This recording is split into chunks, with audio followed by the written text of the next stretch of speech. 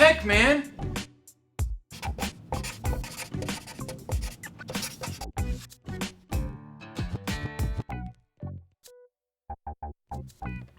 Hey, what's up guys? This is Rich with Wolverine Airsoft, and in our episode of What the Tech today, we are going to take a look at tournament locks.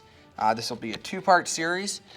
There's a couple different aspects of tournament locking. First, we're going to take a look at the electronic side, and then with the second episode, we're going to take a look at the air supply side of tournament locking. Before we get into it, I want to take a look at some general principles for tournament locking. First principle that anybody that has been in Airsoft for very long knows is cheaters will cheat. That is simply an unfortunate fact of life. We play in a sport where it's possible for people to, at least for a time being, get away with cheating to a certain extent.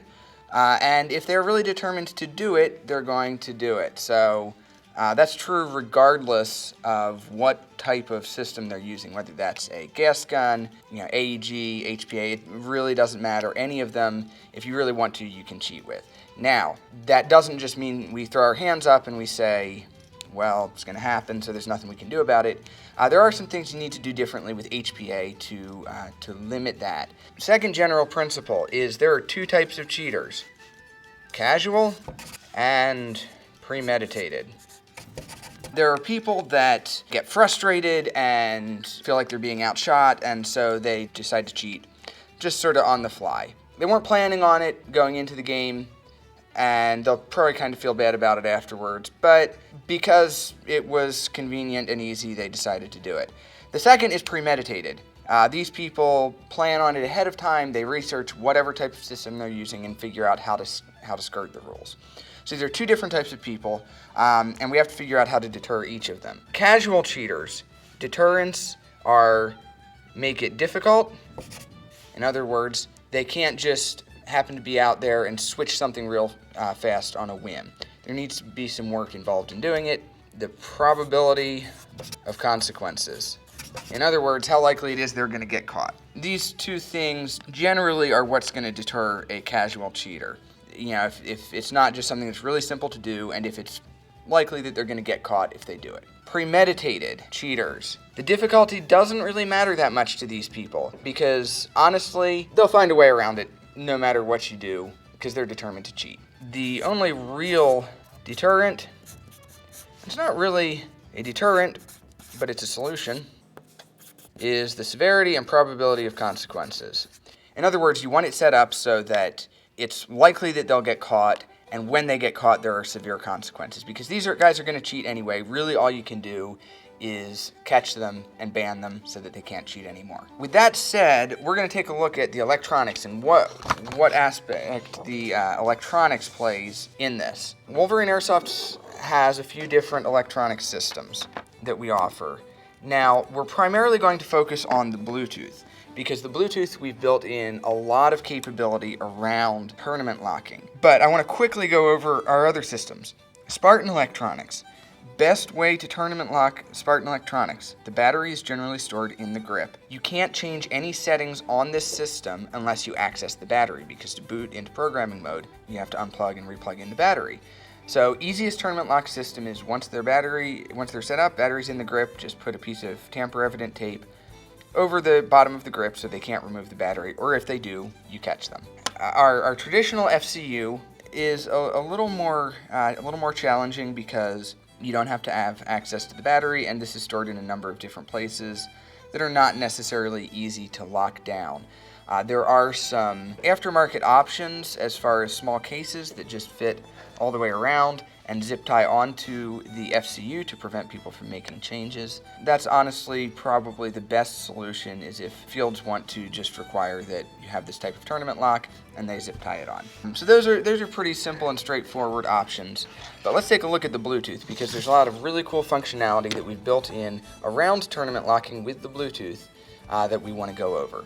So you can see that we have our Bluetooth FCU here, we have our app pulled up, and we're on our core performance page, which shows us our rate of fire, burst settings, all that kind of stuff. If we take one swipe over, we're on the tournament lock page.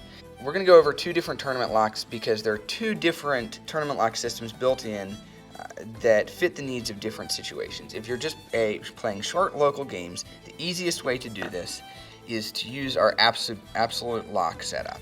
All you have to do to activate this is you select the amount of time and you hit set absolute lock. You'll see at the top it says Wolverine is available and locked. Okay, this means you're still connected, but you are locked. When we say absolute, we mean absolute. There is no way to break the absolute lock. Period. End of story. You can't do it. We go back over to our core performance page, you'll find that it just ignores any settings we try to make. If we try to adjust the dials here, again, nothing happens. It's just going to completely ignore me. If I unplug the battery, doesn't matter, you boot back in. If you connect with another phone, again, it's locked on the board, not on the phone. This is limited to 4 hours because we don't want people to lock themselves out absolutely for a really long period of time. But for short local games, this is a really easy way for the admins to manage tournament locks. That's the simple tournament lock, and you can see we're about to time out here. And once you time out, if we go back, we can then make changes. Now let's take a look at the code lock system that we have built in. This is a very advanced system that is extremely secure both from the field owner's standpoint or the game organizer's standpoint and the player's standpoint. It does not compromise the security of the board itself from the user standpoint. In other words, you never have to give another person access to the core performance of your system. You never have to give them your password in order for them to activate the code. And from the field owner's standpoint, they now control the code which can unlock the system. So there's a few steps that we're going to have to take to set the code lock. First is we need to set the amount of time. Again, we're just going to go for 1 minute here because this is just a demonstration, but it can go up to 72 hours. We're going to set code lock time. See, we've selected 1 minute and we say set code lock time. If you are a player, you may want to set the max amount of time that the code lock can be active for. This is a feature that's there because you can add time to the lock when it's already active. So if you're playing and you realize, well, we're going to be playing for longer than I thought, you can extend the lock without redoing it.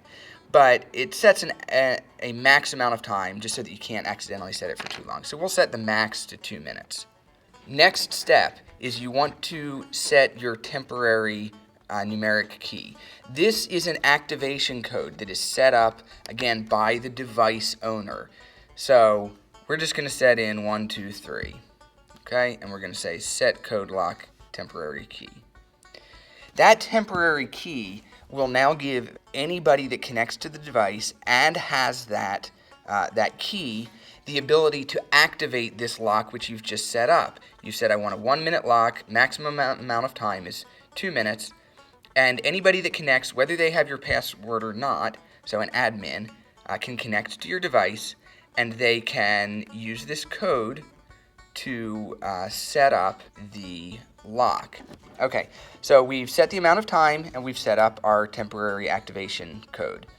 Now this is the page, this is your code lock page that the game organizer is going to go to actually activate the code. They can also navigate to your core performance page and look at the settings, though they can't make any changes if they don't have your device password. All the game organizer is going to do after they verify your settings is they're going to put in their own password. Now this password in this case is the same, but let's make it something different just to avoid confusion. 456, okay? This is the passcode that can be used to deactivate the lock before it times out.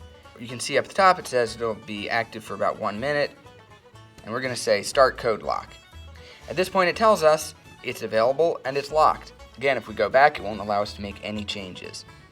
However, if we go down to the numeric unlock code, so you have trouble, you need to make a change to your setting, you go back to the admin and you say I need the unlock code. They input their code, and now it's available again. It's unlocked, and you can continue playing.